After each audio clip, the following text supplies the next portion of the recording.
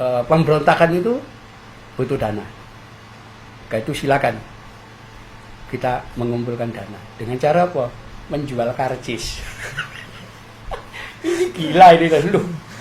Menjual karcis untuk pendanaan pemberontakan gitu. Kan aneh loh ini. Gila tadi. Seluruh pimpinan pemberontak Madiun yang tertangkap eksekusi, tidak perlu diadili. Itu peritanya Soekarno. Loh ini gimana ini? Loh tuh hukum kan ya semua pemberontak ya diadili dulu. Enggak, itu langsung disuruh eksekusi. Dan akhirnya memang dieksekusi. Ya. Amir Syarifuddin, Tamding Ji, kemudian Suripno, kelompok-kelompok tokoh-tokoh sosialis itu dieksekusi semua. Kalau dulu ngadepi PKI komunis itu enak mereka. Selalu menang di berbagai itu kelompok-kelompok kapitalis selalu menang. Sekarang begitu Cina sudah berubah, loh sama-sama kapitalis ya. Umum Amerika kok persaingan dagang itu hancur mereka.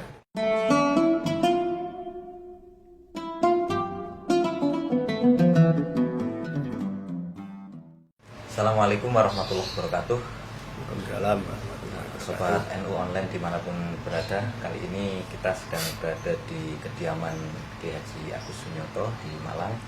Kita akan berbincang-bincang mengenai sejarah.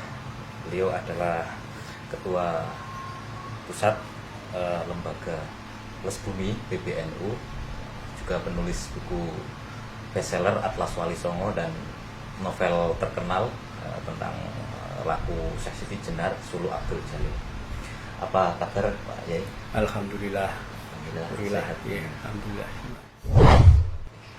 Terus ini Pak Yai mau tanya juga, ini kan setiap September itu biasanya selalu diributkan terus PKI. Nah, sebenarnya bagaimana sih Pak Kiai kan selaku sejarawan NU itu memandang peristiwa itulah 48 sampai 65 itu seperti apa, dan kita juga sering dengar rekonsiliasi kultural itu sudah terjadi. Nah, itu seperti apa biar lebih jelasnya. Ya, jadi gini, tahun 26 dulu di kota kita. Ini sebetulnya kita harus mengklirkan dulu, kalau dari kacamata sejarah kita harus bisa, jangan mencampur adukkan itu. 9 Mei 1914, orang Belanda namanya Snevely itu membentuk Indische Sosial Demokratische Vereniging, ISDV, ya, persekutuan Sosdem Hindia Belanda. Nah kemudian dia kerjasama, salah satunya mengkader orang-orang kadernya SI, salah satunya Semaun dan Darsono. Situlah Semaun dan Darsono ini kader Snevely, dan kemudian menjadi ketua SI sekaligus ketua ISDV. Nah ternyata di tubuh SI, Semaun dan Darsono ini mengkader Sosdem SI Merah. SI Merah. Itulah yang kemudian bikin ribut SI itu ya. Kenapa orang-orang SI Merah melakukan pemogokan macam-macam, tapi kan atas nama SI. Mereka tidak bisa membedakan SI Merah mana. Itulah sampai SI itu kemudian terlibat macam-macam kasus itu tentunya orang-orang ISDV ini. Sampai kemudian tahun 20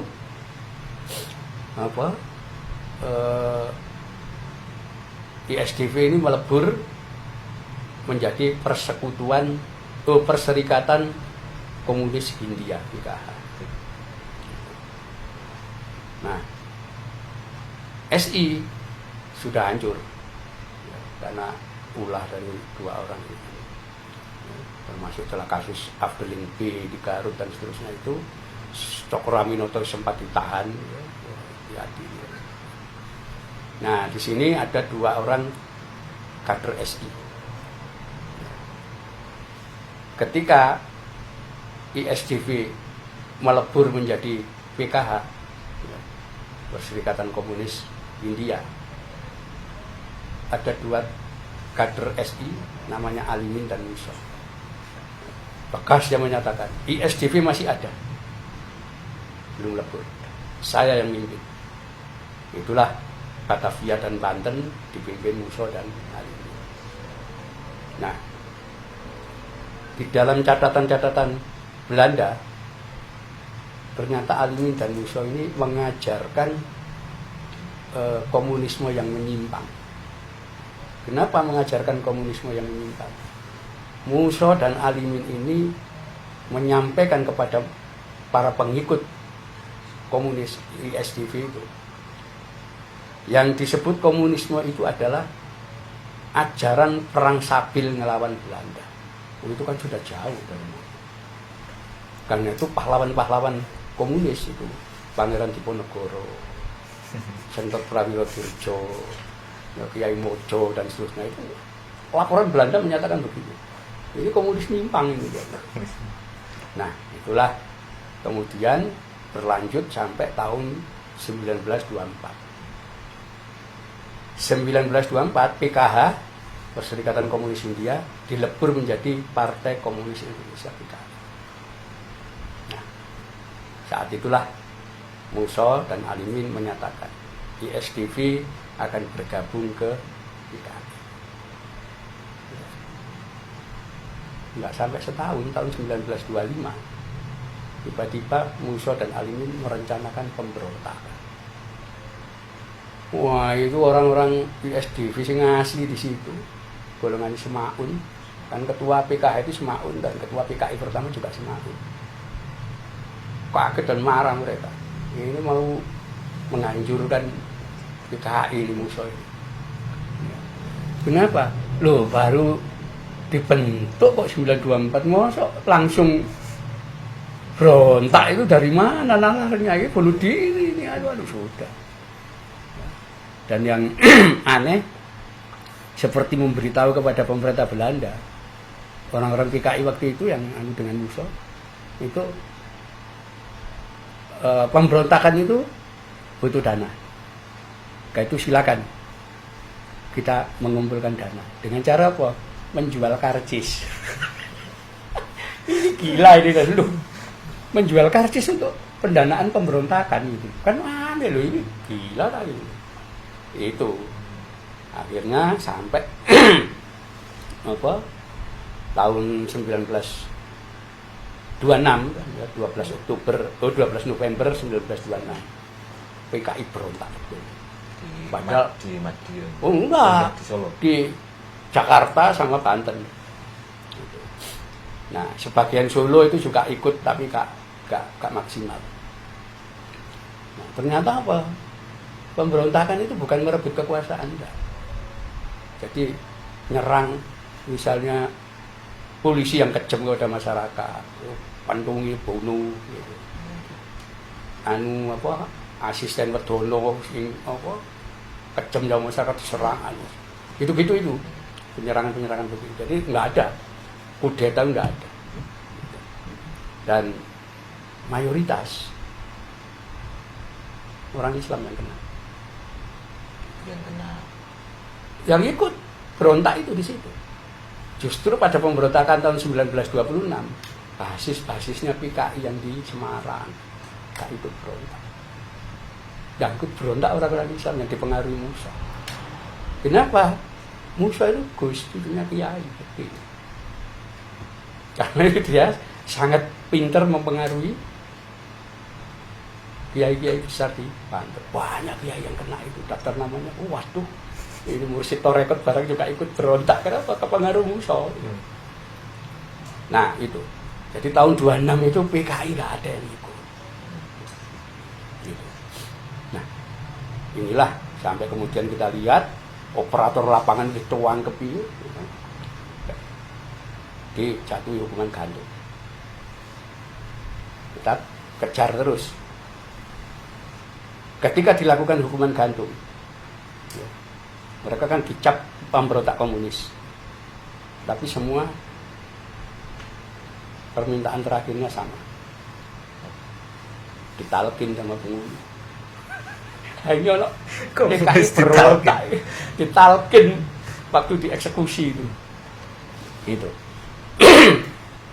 Itu ada semua anunya, dokumennya ada semua. Nah, setelah itu pemerintah Belanda memenjarakan semua yang, dan setelah itu sesuai data yang dia, semua anggota PKI ditangkap dan kemudian dibuang ke Digul. Mereka mengatakan, loh kita gak ikut berontak kok. Itu kan orang yang musuh. Berontak atau tidak kalian adalah PKI. Buang. Digul. Itulah nanti kita akan temukan catatan Tan Malaka. Yang mencatat Musa dan Alimin itu aventurir. Aventurir. Artinya petualang politik. Mereka itu kan orang SI. Kan itu mereka gak ngerti komunisme itu apa ya. Tapi akibat aventurisme dua orang ini, satu generasi komunis habis. Tan Malaka yang nulis itu.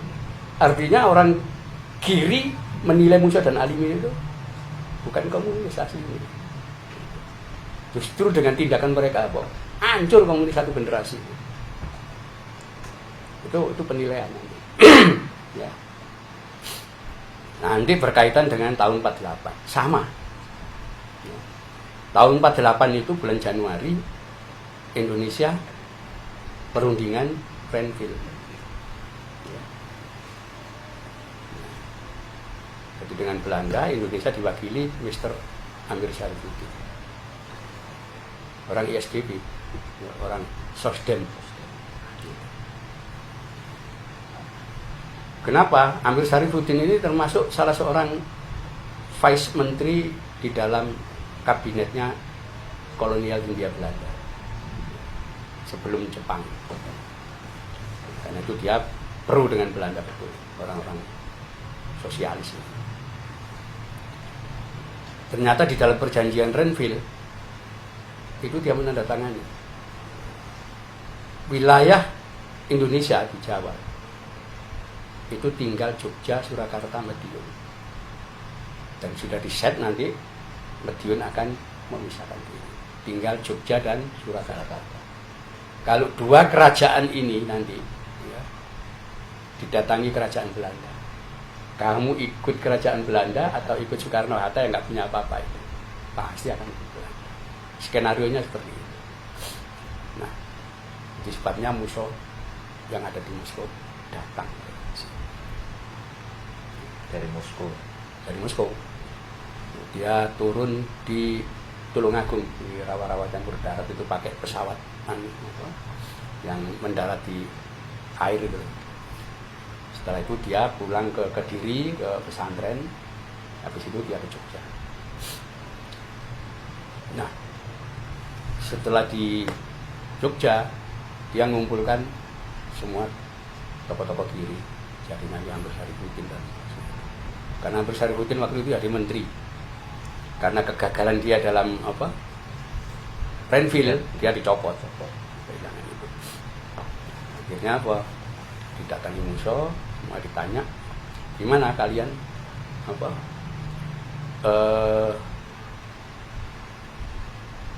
menjalankan rencana apa tidak program kita untuk memisahkan Madiun dari RI. Ternyata mereka ragu-ragu semua. Rupanya Bung Karno masih kuat, sekalipun sudah wilayahnya tinggal kecil, ya, bahkan karena wilayah Jawa Barat itu sudah masuk Belanda kan, gitu.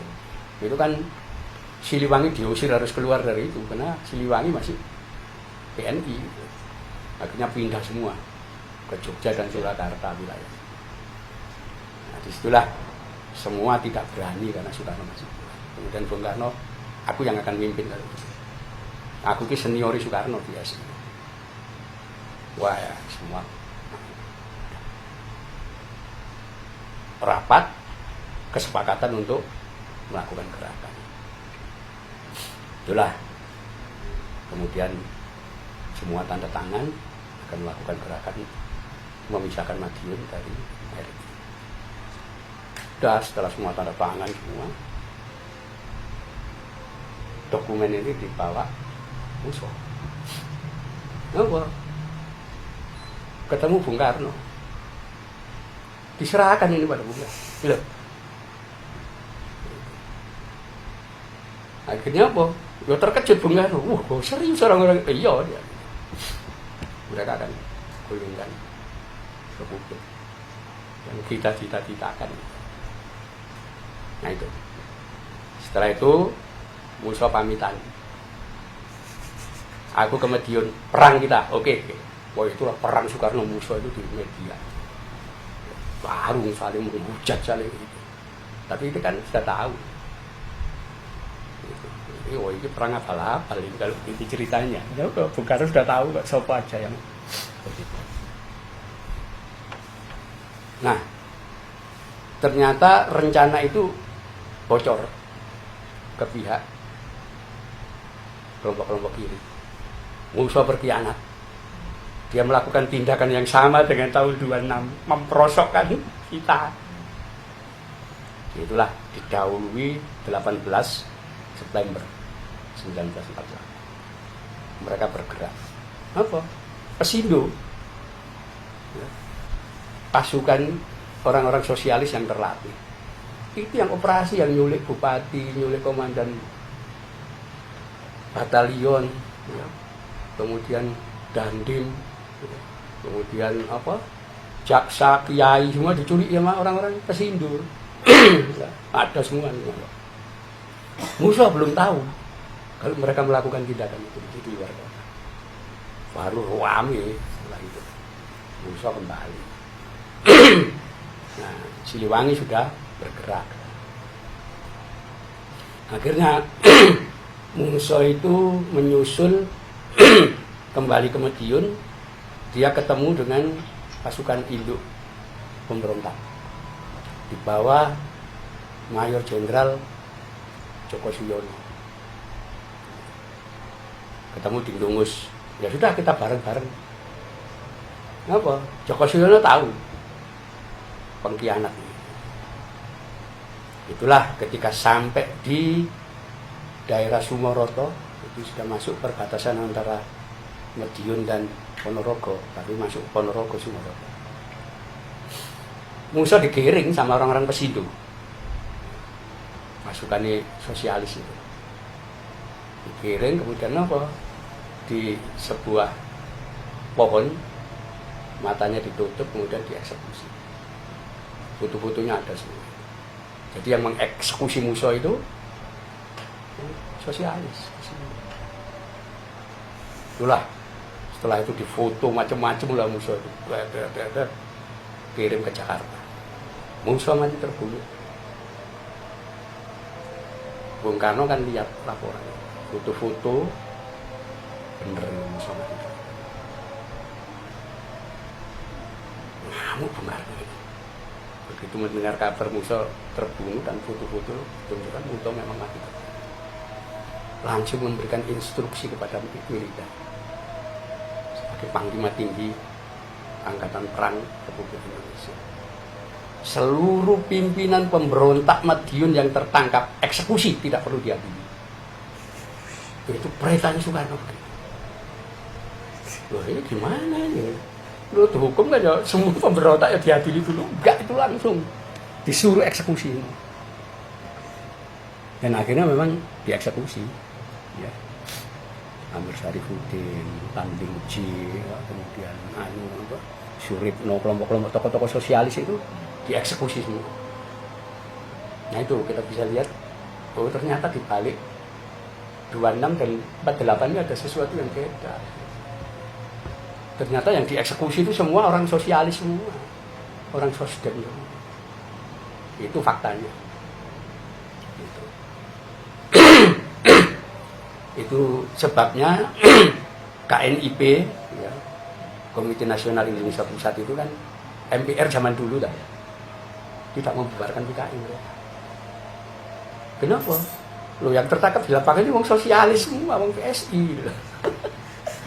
Bukan orang di situ. PKI tidak dibubarkan.